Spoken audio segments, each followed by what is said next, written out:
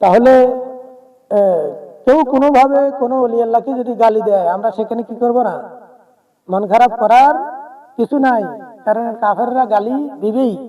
কাফেরদের খাসিয়ত কি?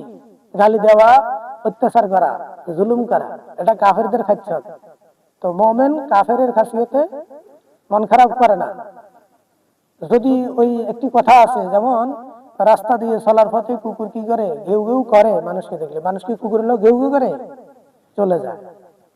মানুষের তারপর কুকুরের কাজ, ছোটবেলা আমরা একটা গল্প কবিতা পড়ছি তোমাদের, কুকুরের কাজ কুকুরে করেছে, কামড় দিয়েছে ভাই, তাই বলে কি কুকুরকে কামড়ানো মানুষের স্বভাব হয়?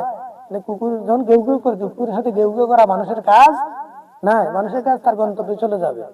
কিন্তু এখানে একটি কথা আবার স্মরণ রাখবে, যদি কুকুর গায়ে পড়ে কামড় দিতে চায়, তাহলে অবশ্যই কুকুরকে কি করতে হবে? সময় উপযোগী প্রয়োজন মতো প্রতিরোধ করতে হবে, অর্থাৎ নিজের আত্মরক্ষা করতে হবে। নিজেকে আত্মরক্ষার জন্য যে কোনো কৌশল অবলম্বন করতে হবে। হয় কুকুরকে ধমক দিয়ে তাড়িয়ে দিতে হবে, না হাতে লাঠি নিয়ে কুকুরকে তাড়িয়ে দিতে হবে।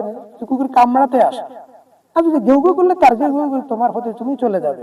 ঠিক এইভাবে কাফেররা যত গালি গালাজ ওর পথে তোমার পথে তুমি চলে যাও। কাফেরের সাথে পাল্টা গালি দেওয়া মুমিনের কাজ নয়, কিন্তু অত্যাচারী হইলে তার থেকে বাঁচার, প্রতিরোধ করার প্রয়োজনীয় পদক্ষেপ গ্রহণ করাও জরুরি। ওইটাই হলো জিহাদ। ওটাই কি? এটা ক্লিয়ার?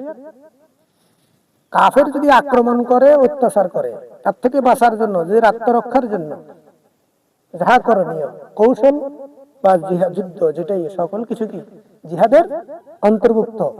আক্রমণ করা কিন্তু কাফেরদের খাসিয়ত। আক্রমণ করা সহজে কি পাগলা কুকুরের খাসিয়ত। তা আল্লাহ পাক আমাদেরকে সত্য বুঝার তৌফিক দান করুক বলে আমিন।